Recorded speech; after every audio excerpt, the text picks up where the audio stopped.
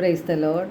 സ്നേഹമുള്ളവരെ, എസെക്കിയേൽ പ്രവാചകൻ്റെ പുസ്തകം 36-ാം അധ്യായം 27-ാം തിരുവചനമാണ് ഇന്ന് വിചിന്തനത്തിനായി എടുത്തിരിക്കുന്നത്. എൻ്റെ ആത്മാവിനെ ഞാൻ നിങ്ങളിൽ നിവേശിപ്പിക്കും. ദൈവത്തിൻ്റെ പദ്ധതി എസെക്കിയേൽ പ്രവാചകനിലൂടെ കർത്താവ് വെളിപ്പെടുത്തുകയാണ്. എൻ്റെ ആത്മാവിനെ ഞാൻ നിങ്ങളിൽ നിവേശിപ്പിക്കും എന്ന്. ഞാൻ നിങ്ങളുടെ മേൽ ശുദ്ധജലം തളിക്കും. നിങ്ങളുടെ എല്ലാ മാലിന്യങ്ങളിൽ നിന്നും നിങ്ങൾ ശുദ്ധീകരിക്കപ്പെടും. പുതിയ ഒരു ഹൃദയം നിങ്ങൾക്ക് ഞാൻ നൽകും. നിങ്ങളുടെ ശരീരത്തിലെ ശിലാഹൃദയം എടുത്തുമാറ്റി മാംസള ഹൃദയം നൽകും. യേശു നമ്മിൽ വന്നു കഴിയുമ്പോൾ, പരിശുദ്ധാത്മാവിൻ്റെ നിറവ് നമ്മിലുണ്ടാകുമ്പോൾ നമ്മുടെ ജീവിതത്തിൽ ഒത്തിരി മാറ്റങ്ങൾ സംഭവിക്കും.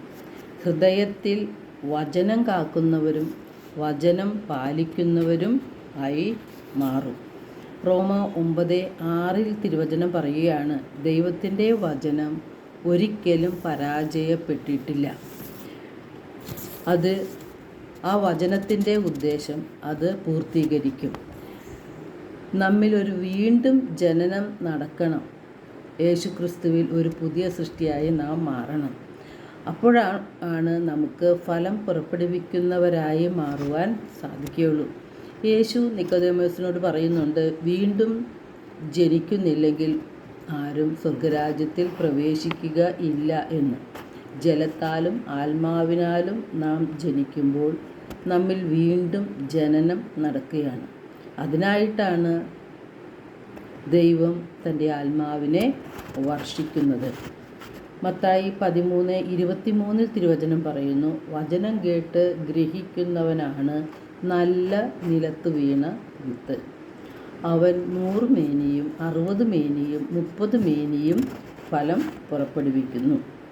എന്തുകൊണ്ടാണ് പലപ്പോഴും നാം പ്രലോഭനങ്ങളിലും തെറ്റുകളിലും അകപ്പെട്ടു പോകുന്നത്? വിശുദ്ധ മത്തായിയുടെ സുവിശേഷം 22:29 യേശു പറയുന്നുണ്ട്, വിശുദ്ധ ലിഖിതങ്ങളോ ദൈവത്തിൻ്റെ ശക്തിയോ മനസ്സിലാക്കാത്തതിനാൽ നിങ്ങൾക്ക് തെറ്റ് പറ്റിയിരിക്കുന്നു. നാം ദൈവത്തിൻ്റെ വചനമനുസരിച്ച് ജീവിച്ചാൽ ഒരിക്കലും നമുക്ക് തെറ്റ് പറ്റുകയില്ല.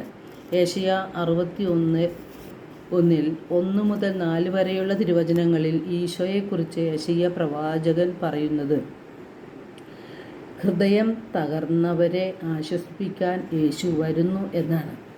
ദൈവമായ കർത്താവിൻ്റെ ആത്മാവ് എൻ്റെ മേലുണ്ട്. പീഡിതരെ സദ്വാർത്ത അറിയിക്കുവാൻ അവിടെ നിന്നെ അഭിഷേകം ചെയ്തിരിക്കുന്നു. ഹൃദയം തകർന്നവരെ ആശ്വസിപ്പിക്കുവാനും തടവുകാർക്ക് മോചനവും ബന്ധിതർക്ക് സ്വാതന്ത്ര്യവും പ്രഖ്യാപിക്കാൻ അവിടെ നിന്നെ അയച്ചിരിക്കുന്നു.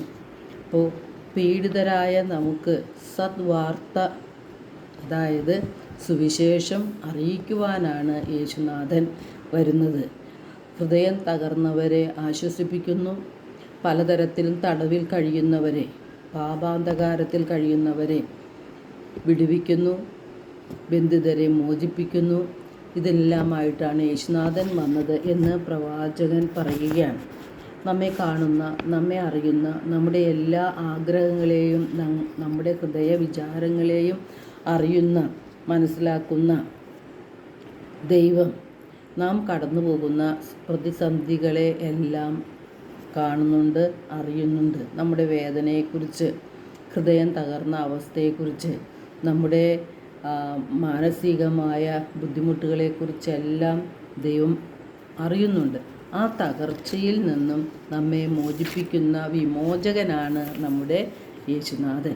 യോഹന്നാൻ 7:37 യേശു പറയുന്നുണ്ട്, തിരുനാളിൻ്റെ അവസാന മഹാദിനത്തിൽ യേശു എഴുന്നേറ്റ് നിന്ന് ശബ്ദമുയർത്തി പറഞ്ഞു, ആർക്കെങ്കിലും ദാഹിക്കുന്നുവെങ്കിൽ അവൻ എൻ്റെ അടുക്കൽ വന്നു കുടിക്കട്ടെ. എന്നിൽ വിശ്വസിക്കുന്നവരുടെ ഹൃദയത്തിൽ നിന്ന് വിശുദ്ധ ലിഖിതം പ്രസ്താവിക്കുന്നത് പോലെ ജീവജലത്തിൻ്റെ അരുവികൾ ഒഴുകും. ഇതും യേശു പറഞ്ഞത് യേശുവിൽ വിശ്വസിക്കുന്നവർ സ്വീകരിക്കാനിരിക്കുന്ന ആത്മാവിനെ പറ്റിയാണ്. യോഹന്നാൻ 6:63 യേശു പറയുന്നുണ്ട്, ആത്മാവാണ് ജീവൻ നൽകുന്നത്, ശരീരം ഒന്നിനും ഉപകരിക്കുന്നില്ല. നിങ്ങളോട് ഞാൻ പറഞ്ഞ വാക്കുകൾ ആത്മാവും ജീവനുമാണ്. അപ്പോൾ ആത്മാവും ജീവനുമായ യേശുവിൻ്റെ വചനങ്ങൾ നമുക്ക് സ്വീകരിക്കാം. ആ വചനങ്ങൾക്കാണ് നമ്മുടെ ആത്മാവിനെ രക്ഷിക്കുവാൻ കഴിയുന്നത്. യേശുവിൻ്റെ ജീവനുള്ള വചനങ്ങൾ നമ്മുടെ ഹൃദയത്തിൽ നാം സൂക്ഷിക്കുമ്പോൾ പാപാന്ധകാരത്തിൽ നിന്ന് നമുക്ക് വിടുതൽ ലഭിക്കും. യേശുവിനോട് കൂടുതൽ അടുക്കുവാനും യേശുവിനെ സ്നേഹിക്കുവാനും അപ്പോൾ നമുക്ക് സാധിക്കും. യേശുവിൻ്റെ വചനങ്ങളിൽ പരിശുദ്ധാത്മാവ് നിറഞ്ഞു നിൽപ്പുണ്ട്. യേശുവിൻ്റെ വചനങ്ങൾ വിശ്വാസയോഗ്യവും തികച്ചും സ്വീകാര്യമാണ്. എല്ലാവർക്കും ഒരു നല്ല ദിനം ആശംസിക്കുന്നു. ദൈവം നമ്മെ ഓരോരുത്തരെയും സമൃദ്ധമായി അനുഗ്രഹിക്കട്ടെ.